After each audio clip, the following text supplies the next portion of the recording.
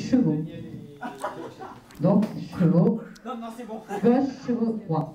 Là, vous avez des roues. Donc, Dimitri, Brigitte, Malika et Dominique, vous êtes des roues. Donc, vous êtes roue droite, roue gauche, arrière, arrière. Et là, nous avons le couple. Le super couple. Le roi, la reine. Voilà. Et le monsieur, le plus important, le cocher.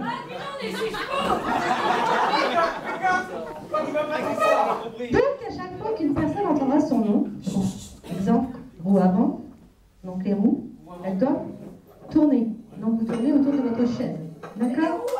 Dans l'histoire, elles devraient tourner autour de leur chaise. Lorsque c'est le mot carrosse, tout le monde doit tourner.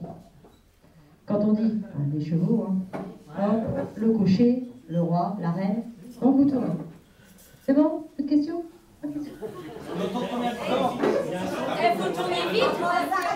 Mais non, là c'est marrant, là c'est marrant, là. Une fois, vous tournez une fois comme votre chaise. D'accord? Voilà. Alors, c'est l'histoire d'un carrosse. Carrosse pour tout. Voilà. Ah, t'as des chevaux, tu peux le carrosse. Le carrosse, quand on dit carrosse, c'est tout le monde. Tout le monde. Carrosse, c'est tout le monde.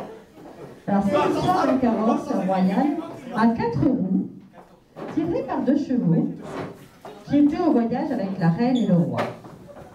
Et un cocher. Il fait nuit, le carrosse roule dans la forêt. Sur le siège, le cocher guide les chevaux.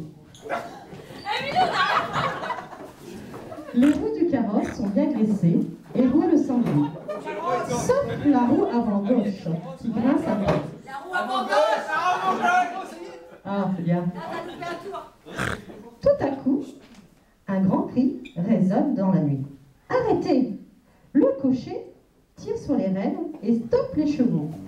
Le roi demande: Cocher! Cocher! Cocher! Que se passe-t-il? Des hommes surgissent des forêts, brandissent des lames, des fourches et des bâtons. Ce sont des bandits, mon roi! S'écrie le cocher. Le roi! Ils attaquent le carrosse. La reine n'est plus en sécurité. Alors, sans attendre l'avis du roi, le cocher se lève, brandit son fouet et fouette les chevaux. D'abord le cheval de gauche, puis le droite. Les chevaux se mettent au galop dans un grand hennissement. Le carrosse prend de la vitesse et le cocher, et c'est tant bien que mal, se maintient sur le siège. Le roi crie: Cocher, cocher, cocher. Trois fois, Jean-Pierre. Eh, vas-y doucement. Mais le cocher, dans le vacarme du carrosse, ne l'entend pas. Alors la reine appelle: Cocher, cocher, cocher.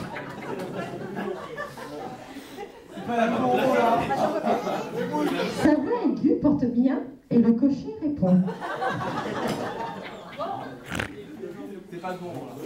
Oui, ma reine, mais roule plus lentement, cocher. Sinon le carrosse va se renverser. Tu vas briser la roue gauche et la roue droite.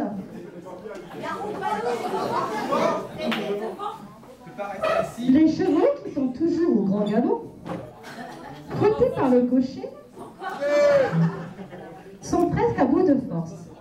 La reine, qui devient de plus en plus hystérique, crie au roi: Espérons que ce foutu carrosse va supporter tout ça. Le roi lui répond: La roue avant gauche me donne du souci, plus que toutes les autres roues. Et il y a une roue encore. Hein. Bon, ouais. Le cocher, tout en sueur, à la suite de ses efforts, regarde autour de lui et s'aperçoit qu'ils ont réussi à semer les bandits. Les chevaux du carrosse sont à présent au bord de l'épuisement et s'arrêtent. Tout d'abord, le cheval de droite, puis le cheval de gauche. Le roi demande au cocher. Et à l'avant, on a un cheval de trait. Hein. Cocher, cocher, cocher. 3, encore. Pourquoi nous arrêtons-nous? Le cocher répond. Mon roi, nous avons survécu. Le carrosse et toutes les roues ont bien supporté la course. Même la roue avant-gauche, les chevaux, aussi bien que le cheval de droite que le cheval de gauche, méritent bien un peu de repos après cet effort. La reine se réjouit et dit au roi, le cocher a si bien fait son travail que nous le programmons cocher supérieur. Le cocher a entendu ce que la reine a dit au roi. Il est très heureux et très fier. Finalement, tous sont contents et avoir échappé sain et sauf. La reine remercie le cocher. Le roi remercie aussi. Même les chevaux sont heureux que le cocher ne les fouette plus. Et comme ils ne sont pas morts, dorénavant, ils se prendront toujours ensemble. Le roi, la reine, le carrosse, les roues et les chevaux. Et bien sûr, le cocher. Voilà l'histoire.